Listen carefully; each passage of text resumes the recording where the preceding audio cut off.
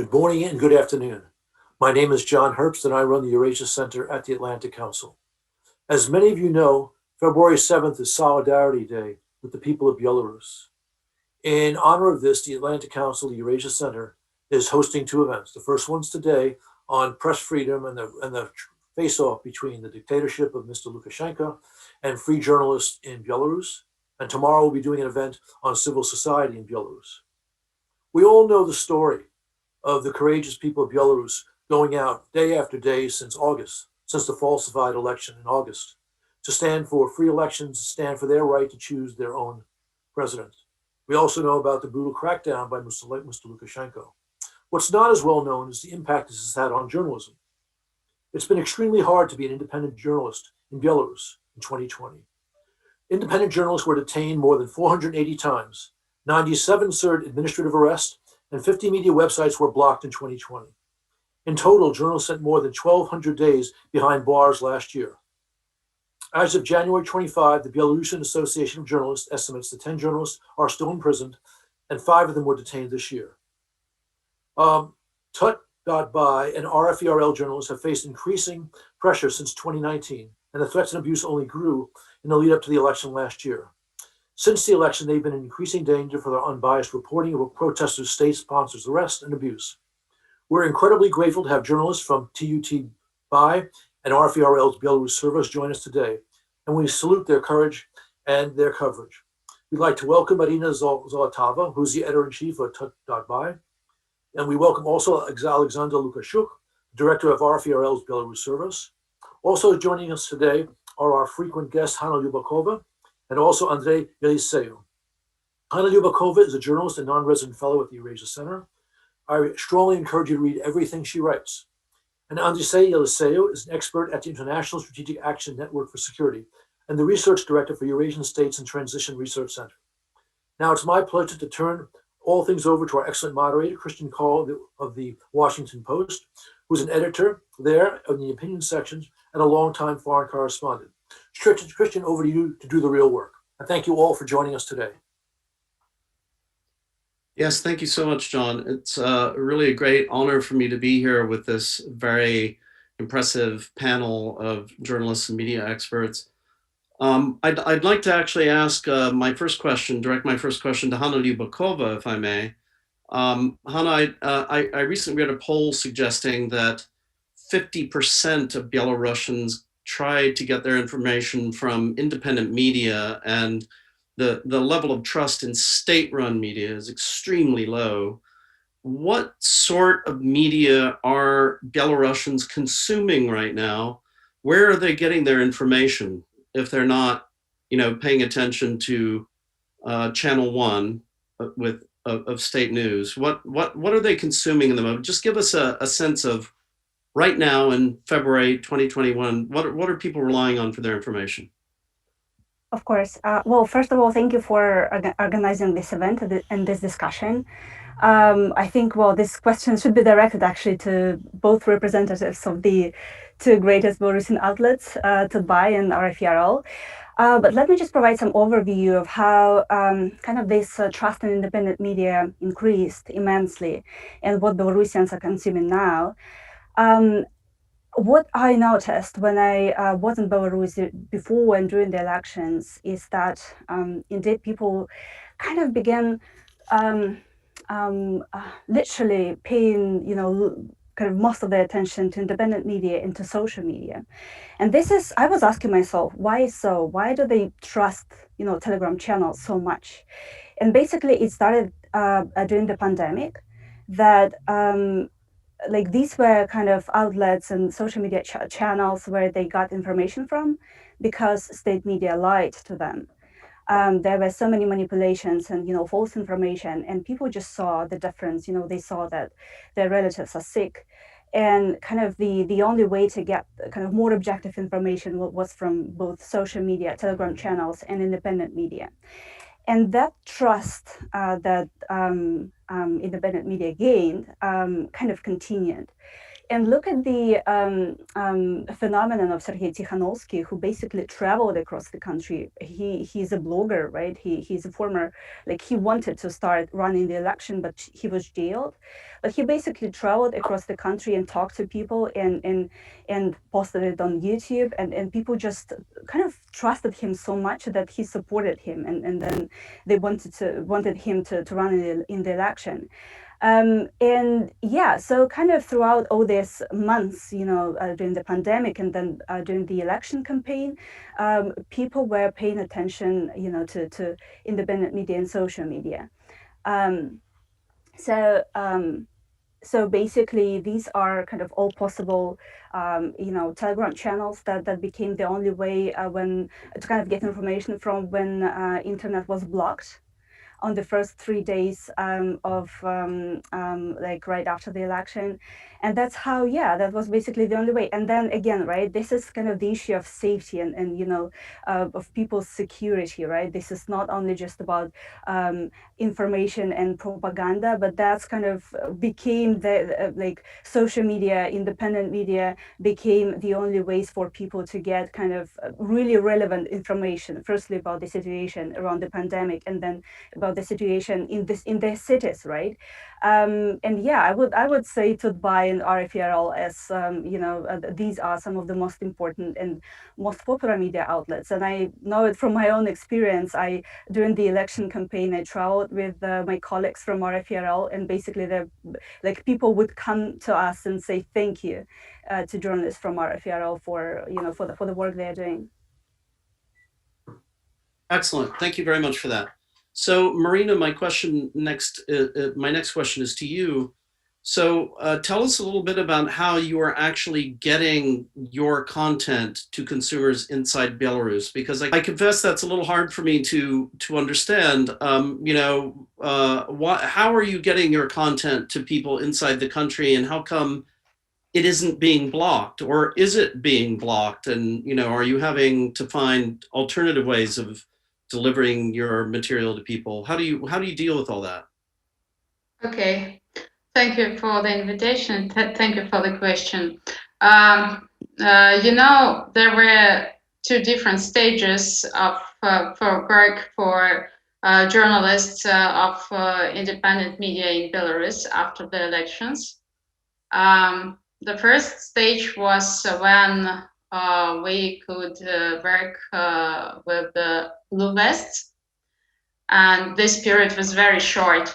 Our journalists worked on the streets. They were signed as journalists with blue vests and with badges. But very soon we understood, and they understood, of course, that they were targets for security forces. And in a couple of days after the elections, we understood that they must hide, they must merge with crowds. And in the first day after the elections and during the summer, our journalists were detained only for 3 or 4 hours. And after 3 or 4 hours in the police department, they were released. But in the beginning of September, they were sentenced to X days of administrative arrests. And our journalists, the journalists of Tutbay, were detained 38 times during 2020, and 6 of them served their administrative arrests, and 2 of them were beaten. And that's why, of course, when we work on protests, we try to hide or to mix with the crowds. And that's why one of the most important source of information for us is UGC. And it's a kind of cooperation with our audience, which is Wait, forgive me. What is that? UGC? What did you? UGC is user-generated content. Right. Thank you. Yeah, it thrills. The best thing about last year, I'd say, our audience sent us photos and videos 24 hours a day. They sent us details so they can make video from different points. So they answer our questions. Of course, we must verify the information, but this simplifies our work very much, and we are very thankful to our audience. But Marina, sorry for interrupting you. So Okay. how do you, that's very important information about your reporting, but how do people watch what you produce? Are you doing it mostly Okay. through Telegram? Are you doing it through YouTube? How are you distributing your information? 'Cause that's something that's very hard for me to understand as an outsider. You know, this time taught us to be very creative and to be very flexible and resourceful. For example, my colleagues from the websites which are blocked, our website is not blocked. So my colleagues from the websites that are blocked, they create mirrors every time the new mirror is blocked. And of course, they worked more intensively on the social platforms. And for example, we had about 40,000 subscribers on our Telegram channel before the elections. But after the elections, when I'd say the internet was almost switched off in Belarus during 3 days, we had more than 400,000 subscribers on our Telegram channel. May I ask, how many do you have now on Telegram? On Telegram, we still have about 400,000 subscribers. So we work on every social platform which is popular in Belarus, because we understand that our website is it's very easy to block our website. So we always must have plan B, C, D, and so on. So what I'm hearing from you is that it's sort of a constant game of cat and mouse that you're playing the regime. You have to be very innovative and you have to be on your toes all the time. Mm-hmm. Great. Okay, thank you. So Alyaksandr, a question for you. So could you maybe perhaps tell us, I don't want to, compromise you in any way, but could you tell us a little bit about your reporting process, how you collect information from your sources in Belarus, and how Marina mentioned that even with user-generated content, you have to be careful, right? You have to confirm things, you have to verify them independently, and that's very, very hard in an environment like Belarus. How do you do it? What are some of the mechanisms you use? Thank you, Christian. As Marina said, that's what saves us all now, is that we can work with the people who like us, who trust us, and not only like and trust, but want to risk to do something, to take a photo, to shoot a video, and then to send it to the address which they can still find on social media. Last year was by far the best and the worst year in the history of Belarusian journalism since, I don't know for how long, since the independence, since 1990s. The worst, of course, because of the price which we are all paying. In the beginning, Ambassador already mentioned this. These numbers, stats of people behind bars, of people being fined, of people being beaten. But for us, for journalists, for editors, for managers of this process, there's a very, and I always want to underline this, it's a very effective means of stopping journalism. Sometimes we just look at it as how heroic journalists are, how they fight back, how they find the way. But in fact, the toll it takes, it's really immense. It takes your time, it takes your resources, it takes your energy. You spend your efforts on talking to different players, diplomats, politicians, judges, lawyers, instead of doing journalism. That's just, these things don't really affect the way we work. So in these terms, of course, it was hard losses and soft losses in terms of lost journalism in terms of the West. And of course, it was the best year because it was probably politically the most active, amazing time when thousands, hundreds of thousands of people all of a sudden started looking for quality journalism and for any information. What is interesting, I think, maybe for the international community, when I look at the picture in Belarus, I'm really surprised how structurally strong independent journalism appeared to be, how it was able to withstand these terrible pressures. I think this is a result of many years of investment into training, into discussing how journalists should work, into supporting of independent Belarusian Association of Journalists, of giving these small grants to go and to do fellowships, as our own Hanna Lubakova was able to benefit from the Václav Havel Fellowship, for example, and of course, as many other journalists. And a good sign was that two major, very important independent outlets in Belarus stood by, and Belapan, they lost their top people to diseases.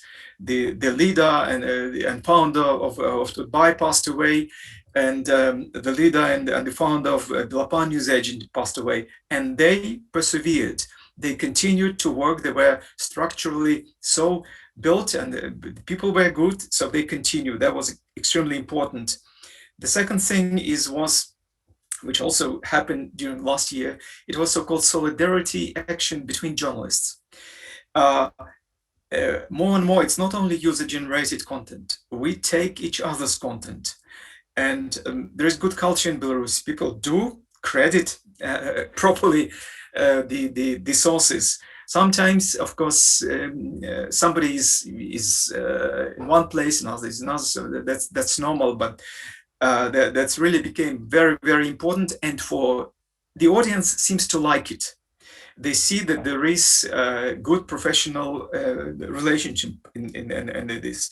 And of course, the audience support. The words of support of Anna mentioned in the beginning, how the people started to recognize our journalists in the street, how they started to give them free services. You have a broken camera, we'll repair it for free. You stop by, can we buy you a coffee? Or give you a ride. All the independent journalists who were on YouTube, they became all of a sudden recognizable faces.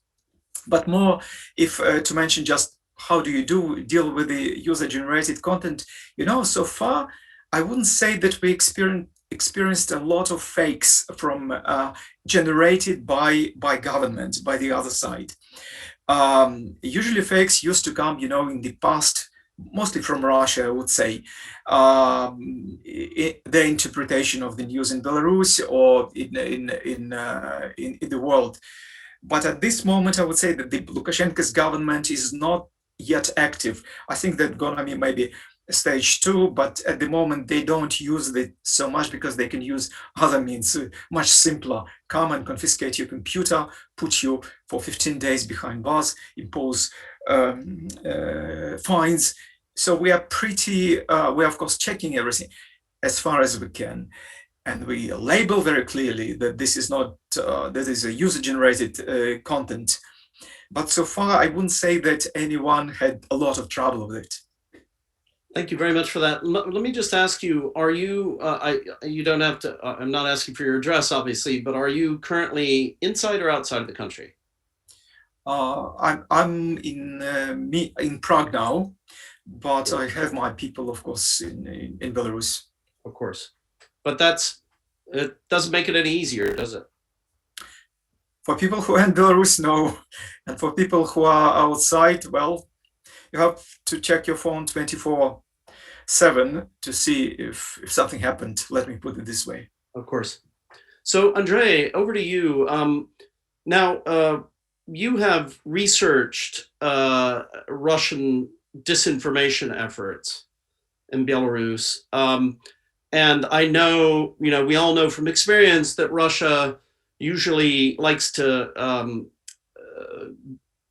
muck up the information space, if I may say so, by promoting all sorts of different narratives, sometimes entirely contradictory ones. But I've seen from your research that there are a couple of main themes that they like to push in the case of Belarus. I wonder if you could just talk about sort of some of the main Russian messaging that you see a lot. And I'd particularly like to hear you talk about how they use COVID-19, the coronavirus pandemic, as a tool in their propaganda campaigns. I think it's no exaggeration to say that since last summer, it's pointless to distinguish between the Belarusian state's media propaganda and pro-Kremlin propaganda, because they nearly totally aligned. I mean, within 3 weeks after the presidential elections, the Belarusian state media synchronized totally with the pro-Kremlin media agenda. And if there are some minor divergences, but 9 out of 10 major propaganda narratives are identical. So if it is, Svetlana Tikhanovskaya as a person in the hands of Western puppeteers, if it's a Nazi-like West who try to organize a color revolution or socioeconomic degradation in Ukraine, Poland, and the Baltic countries, all these propaganda narratives are recurring both in the Belarusian state media and pro-Kremlin media. Increasingly, the propaganda efforts are now present in on the social media.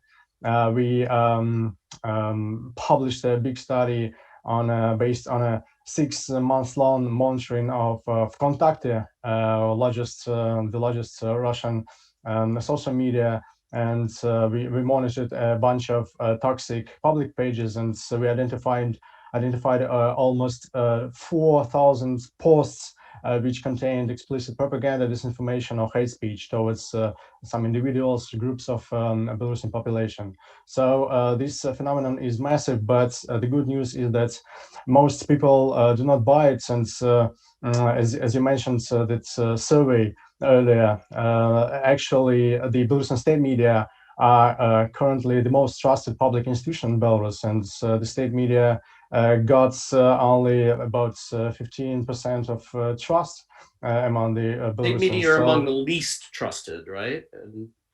Yes, independent media are the most trusted public institution, while state media, it's got less than 20% trust. Speaking about COVID-19, as you know, the Belarusian authorities resorted to the worst Soviet-type practices and wide range information manipulations, censorship, and so on. The Belarusian state propaganda, as well as pro-Kremlin propaganda in Belarus, used this health crisis to portray the West in a bad light compared to Russia and China. So they regularly portrayed Western countries as the countries in chaos, which cannot effectively cope with the pandemic, while Russia allegedly is among the most successful countries in the world. And lately, of course, the Russian vaccines are praised heavily, while Western vaccines are presented as some bad quality drugs which are likely to harm the health of the Western countries' residents. So yeah, the pandemic was heavily used by pro-Kremlin propaganda, and it suited well in its grand meta-narrative, saying that the West is collapsing and having bad times while Russia is doing good, and that Belarus can only survive and develop successfully in close alliance with Russia's support, including in the sphere of coronavirus struggle. But there have been, I thought I saw in some of your research that in some cases, Moscow outlets have even pushed the idea that the West is infecting people in Belarus with the coronavirus.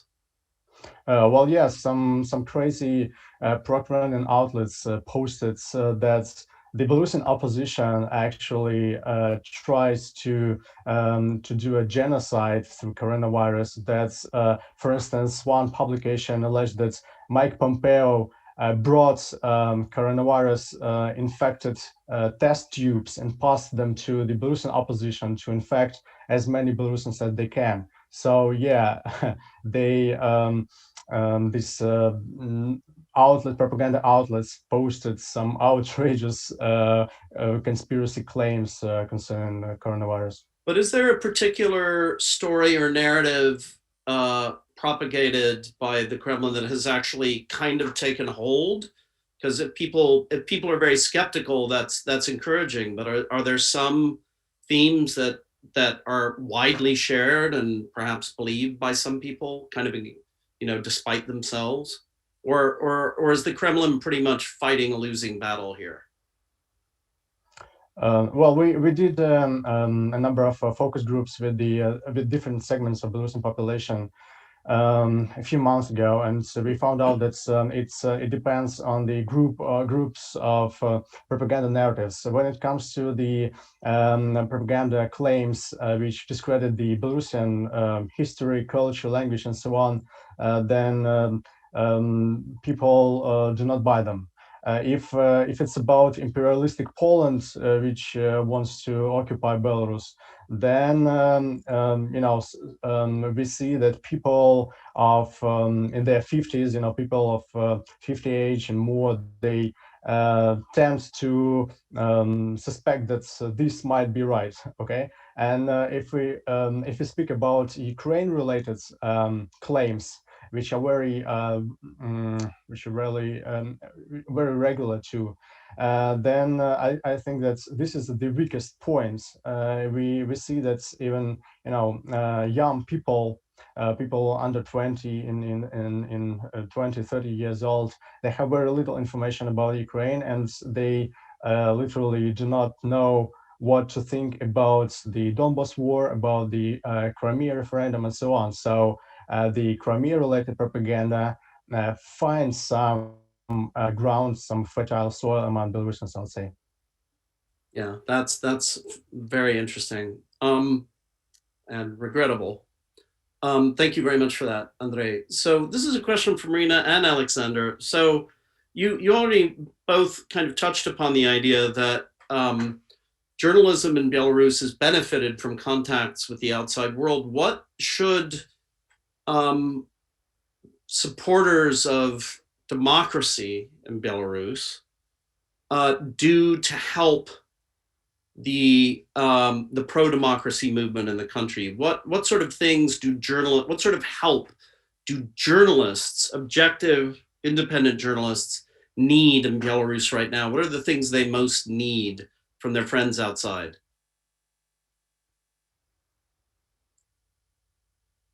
Marina and Alyaksandr, what would you comes to mind? Can you hear me? Because I think that connection is not very good. Okay.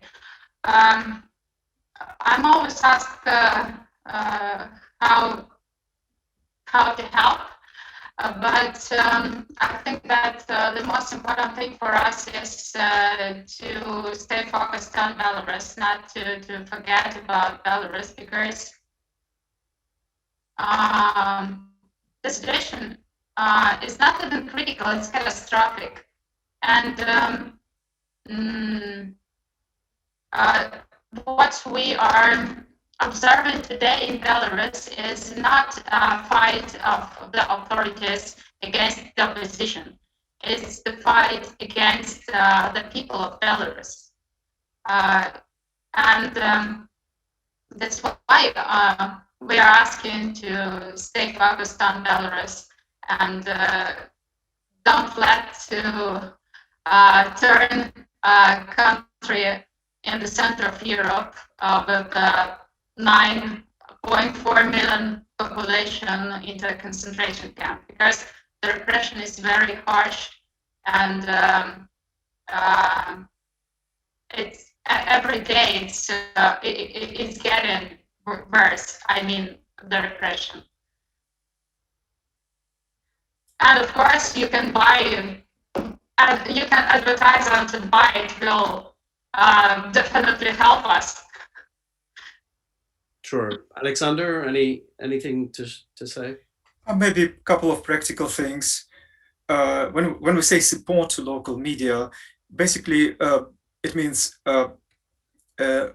first of all financial support, because that matters. Yes, buying advertisement in local media helps. Subscribing to local media services helps. For embassies to invite independent journalists to their receptions at every opportunity, as many as you can. When government official also invited, helps. Come to and visit independent media ambassadors, guests who come locally, helps. Second, I would say send your journalists to Belarus. Get accreditation and send them. As for example, a Swiss journalist came to Minsk. Was this week, Marina, when she was detained?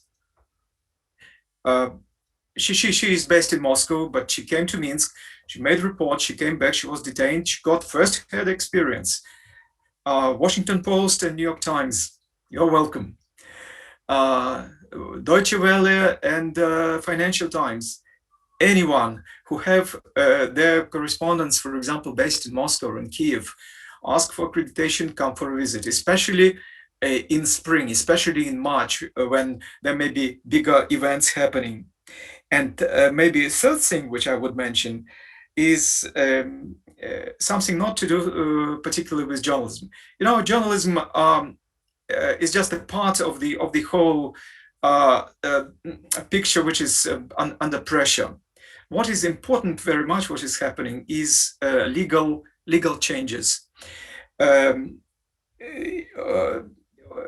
I had a discussion with the European parliamentarians a couple of weeks ago, and I mentioned my specific concerns as RFE-RL concern about the foreign agent law, which has already been implemented in Russia, and we are getting dozens of thousands of dollars fines already and facing much more. And basically, it's an existential moment for our operations in Russia, for RFE-RL operations. The same law is now being prepared, basically a copy of it in Belarus, and probably it will happen in the next month or two, will be adopted. When I mentioned this concern, European parliamentarians said, well, does it matter at all? Because in Belarus, they don't follow any laws, so they can do whatever they want. And that's a very usual misconception. The authoritarian and totalitarian regimes, they are not, of course, societies of rule of law, but they rule by law. I was once in the Holocaust Museum in Berlin. I was so much surprised to find out that every Jew who was killed by an SS officer in a concentration camp, they had a paper trail. He was put on trial, and there were at least 3 protocols discussing and judging him whether he did it right. These regimes, they operate through laws. They use laws to legitimize their efforts.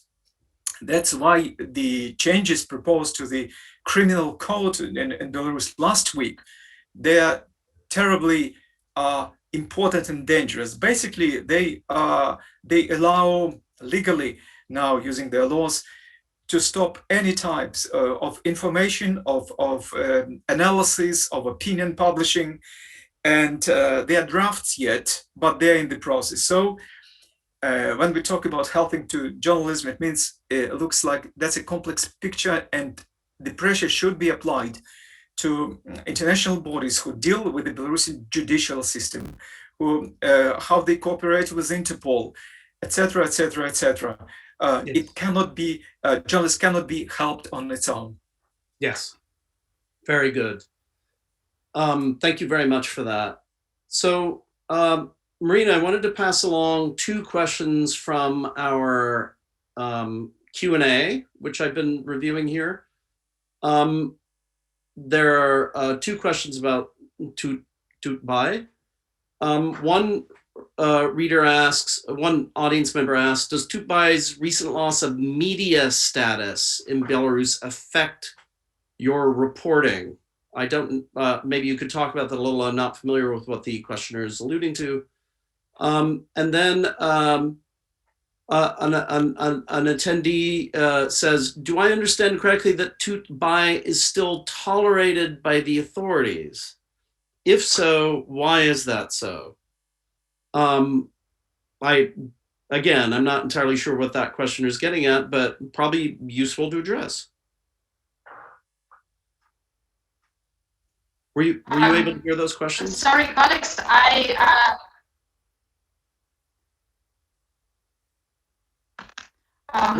were you able to? Sorry, I think there is. I have a bad sound. Do you hear me? Yes. The quality is not great, but we hear you. Okay, I'll try to speak. So, in Loss example of of media product of our media status. Yes. And of course, I think that the main threats for Tutbai and for the all independent media outlets are the threats of freedom and the threat to life and the health of journalists. And currently, one of our journalists, Katya Borisevich, is behind the bars.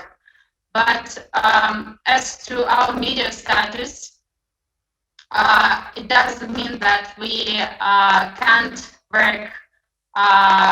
We can collect and spread the information according to our media law, but we aren't treated as journalists. For example, if our journalists go to cover protests, they aren't treated as journalists. And for example, today we had our journalists couldn't get an accreditation to cover a trial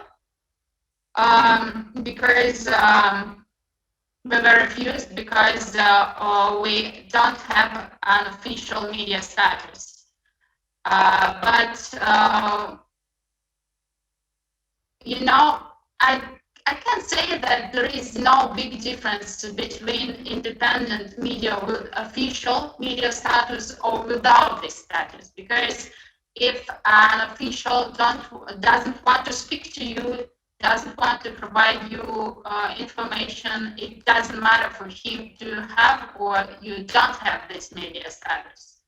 And if they want to detain journalists covering a protest, it doesn't matter for them if he or she presents an official media or not. Yes. Okay. Understood. But what about this this interesting question? This questioner saying that your station is somehow tolerated by the Belarusian authorities. What would you say to that? Excuse me, could you repeat the question? Okay, a questioner said, a questioner is asking, they seem to be under the impression that Tutbai is officially tolerated by the government of Belarus? That sounds like an odd question to me, but someone's asking it. So how would you respond to that?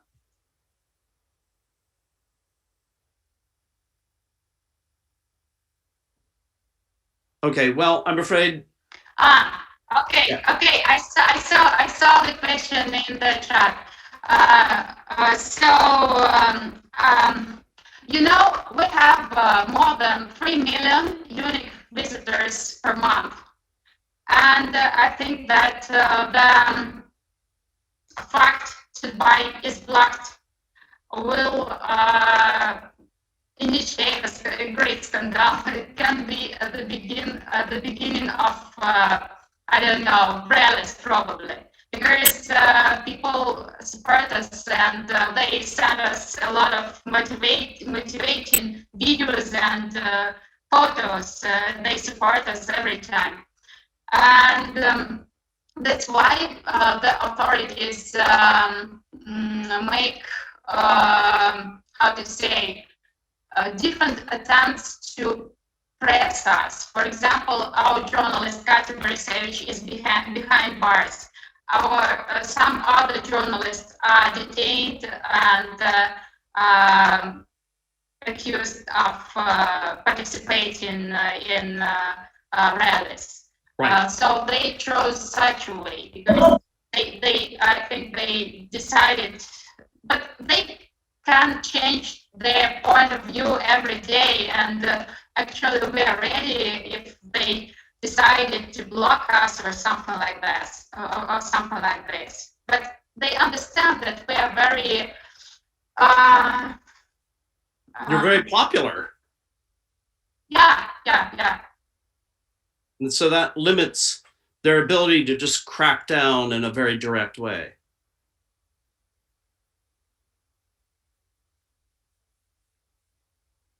Yeah, okay. Thank you very much, Marina. Yeah, some problems with communication there. So here's another question from one of our attendees. What happened to the Belarusian journalists who quit their jobs? Okay, what do you do if you're a Belarusian journalist inside the country and you've quit? You know, I assume they're talking about people who have, among other things, resigned from state media. Alyaksandr, maybe you have something you can say about this. What happened to the Belarusian journalists who quit their jobs? There are a list of 10 journalists who are behind the bars, and some of them are former employees of the state TV, for example, who resigned in protest in August last year and decided to create their own independent media, and they find themselves now behind the bars together with Tutbai journalists, together with our own Ihor Losik, who is behind the bars. So that's one thing which happens to them. Another, we know that some of them moved to Ukraine and to Lithuania, some to Latvia, some to Russia, and they try to find jobs or to do something for Belarus from there. Some of our independent media outlets continue to support them, to use them as our own correspondents in those countries, so they continue to report. But of course, it's a limited number of people. In the last couple of months, 6 newspapers which used to be published in Belarus were stripped of distribution. You couldn't buy them any longer.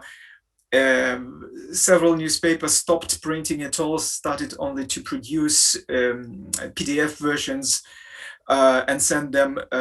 Even the popular Russian newspaper Komsomolskaya Pravda in Belarus, they saw their readership in Belarus drop by 5, 6, 7 times after they were denied the possibility to be printed in Belarus. So the marketplace for media which earns its money is really very tough, and people have to start looking for basically different jobs. But thanks God, there is of course YouTube. there is Telegram, there is new internet applications, and independent media, independent journalists started to monetize their experience. That's what we can see, and that's a very encouraging sign. Journalists are becoming independent only, even from media organizations, and acting as individual agents. Thanks very much. That was a very interesting answer. Here's another question from an anonymous attendee. How is the regime restricting internet usage on big protest days? How are VPNs the way around it, or is there a different solution? Maybe Hannah, maybe you could share some views on that. How can independent media get around regime crackdowns or tightening of the internet? Yeah, of course. I'm sure Marina could also add on that. So even before the election, I think, many people kind of did not forgot about that. But even before the election, there were days, there were cases when the internet was switched off, basically, and we kind of did not have it. And that's when we understood that we have to prepare for the situation when the internet would be shut down completely. So by the point when the election came, right, we kind of, many people, I cannot say like everybody, but many people, especially in cities, would install VPNs and, kind of have this siphon and all these kind of different tools how to circumvent censorship. And I must say it did not really help because we still kind of did not have internet. So we just kind of had to call each other and tell the news, and kind of share the news between ourselves and call, to whatever, our friends or colleagues in different cities, and that's how we got information. Now, it was so expensive to kind of have the internet blocked totally. So the authorities kind of stopped doing that. And after that, throughout all these months, the internet was switched off on Sundays. And mobile internet, right? So remind us why they might do that on Sundays. Oh, because of these mass protests, that took place every Sunday. And basically what journalists did, they would obviously go and film, get kind of report from the streets. Then they would go to their apartment or newsroom or to some kind of other people's apartments, ask for Wi-Fi. And that's how they kind of sent this information out to the, to their websites or to Telegram, whatever. So that was kind of the way how to get around. And we have this, kind of insane percentage of people who know how to use VPN or some other kind of tools of how to of censorship circumvention. So it's really kind of interesting how Lukashenko made people so literate when it comes to VPN usage and all of this, and Telegram and so on. So people are trying to kind of find their ways. Not everybody can do this. Let's remember that 70%, more than 70% of people have internet, and not everybody, obviously. So there are people who don't have access to it in villages or wherever. So we kind of don't have access, I would say, to those people, and they just deprived of their rights to get information. Would you say that Telegram has proven to be one of the most effective means for communicating independent journalism in Belarus? Yeah. Well, I would say, this platform indeed became one of the most efficient one, right? I must say that before, I guess this year or last year, basically, we obviously used internet, but Viber is very popular in Belarus as well, right? As a kind of mean of communication. But still, Telegram was the only platform I, myself, could use during this, internet shutdown, complete one. And even on Sundays, right, when I mentioned that the mobile internet was switched off, there was still some chance to get some information from Telegram. So that was kind of the most effective platform. Well, thank you very much for that. That's absolutely fascinating. So here's a general question, perhaps, Alyaksandr, you'd like to tackle this one, or Marina, if your connection has come back a bit. An attendee asks, what do you think the future of journalism will be in Belarus? Do you see the current methods as being temporary and existing only under the current government? Or do you think that a revolutionary type of event will be the only way to change the situation? So in other words, I guess, are these techniques for sharing information with audiences and for getting around the state monopoly on information, do you think these will outlive the current situation in Belarus? Maybe, Alyaksandr, you'd like to tackle that one? I'm not sure if Marina is there. That's something which, of course, we think all the time and ask ourselves these questions. Our most successful answer to these times were tactical. Whatever happens, you react to it, and all of a sudden, these tactical solutions become strategic. For some reason, that happened to be not just planning ahead, but dealing with everything which is happening. It's like, cat and mouse, and it works. So that's one of the conclusions of the situation. The question is, can the state, like a Belarusian state, at this point in time, do something completely drastic? There are two ways. There is a state monopoly on internet providing. The state-owned company Beltelecom controls all internet in Belarus. So technically, yes, they can stop this 100%. They also are much more sophisticated. They know they don't need to stop 100%. They can leave bank services. They can leave some payment possibilities, which won't affect general population in a dire way, but they can be more selective. They have a lot of experience coming from China, coming from Russia, and they can use it. So I would say, if they decide to do it, they can do it. That's one, and I'm not sure when this great idea of Elon Musk of sending internet satellites flying all over the earth and providing free internet, when it comes to, but it can't be too soon. We're really looking forward to it. If you I just want to, we are waiting. Interject. He didn't come up with the idea. Let's not give him credit for that. Okay. Who came with this? A lot of people before him. Yeah. He may end up being the one to realize that idea, but he didn't come up with it. Fine. We are waiting for. We are waiting for. Right? That's our solution. But at the moment, I'm more afraid, as I mentioned, of this rule by law, about these changes in the criminal code, which may become very fast. The means maybe even next month in March, which will put every journalist before an existential choice.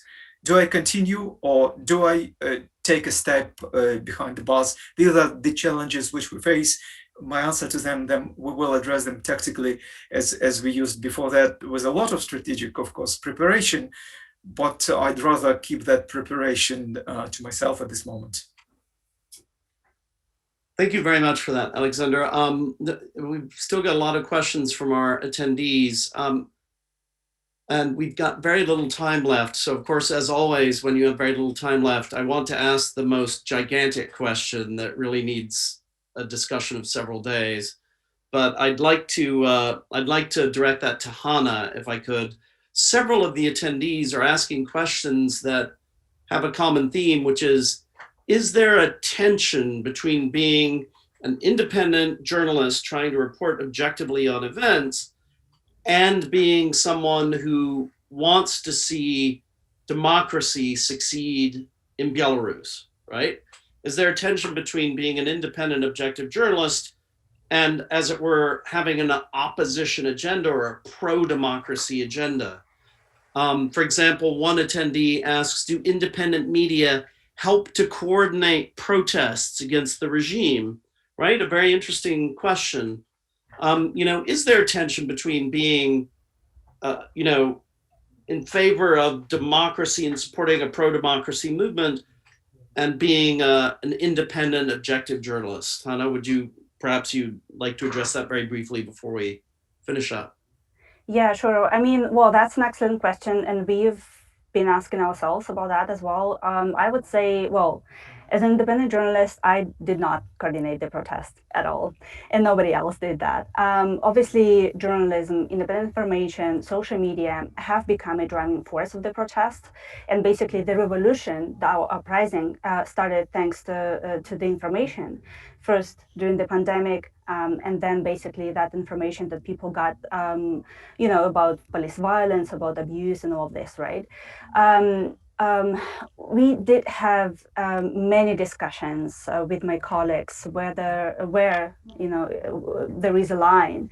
I think the situation in Belarus is now so black and white, and it's really, I don't really have this question now, but I would say that we will have the same question in the future. When there will be different shades of gray, if I may say so, and when you really kind of have to stay objective and not to kind of show your preferences or whatever.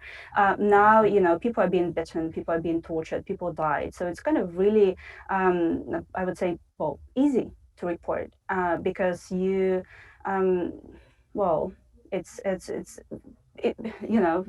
are kind of issues to report on, and you don't really kind of ask yourself what side you should be on, because there are no side. There is no side at the moment. There is just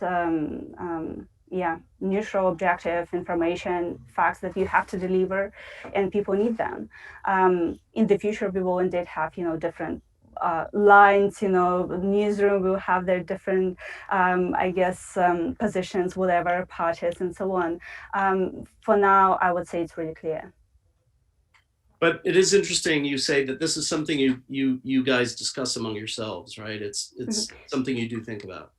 I would just kind of, perhaps add here. Well, there is, again, Alyaksandr already mentioned that, our kind of the level of journalism, independent journalists especially, is really high. And that's what I've been noticing. Like, all of a sudden, people, we were not prepared, I guess, for this harsh situation. But the media situation in Belarus has never been good, has never been easy. And we've been operating in this harsh environment for years. It's kind of our mission. People feel this is our mission. This is more than just journalism, and it's really important to kind of stick to these principles of reporting independently and well. What this question kind of we were having is. Because many people who used to work for this propaganda media, for state media, they resigned, and why now? And people were, kept wondering why did they resign only now, not before? And this is kind of these questions I would like to avoid, because this is not something that we ask now. We just need to kind of work, deliver information. There are kind of more important issues to fight with, I guess, at the moment. Well, thank you very much for that. And my apologies to all the attendees whose questions we couldn't get to. But I really want to thank all of you for taking part. Hannah, you especially, but also our very honored guests, Alyaksandr, Marina, Andrei. Apologies if I've forgotten anyone. But thank you very, very much for taking part. It was really, really interesting for me as a fellow journalist, and I hope it was also interesting to all of our attendees. And thanks very much, and I hope we get to meet in person again very soon and safely. Thanks very much to all of you.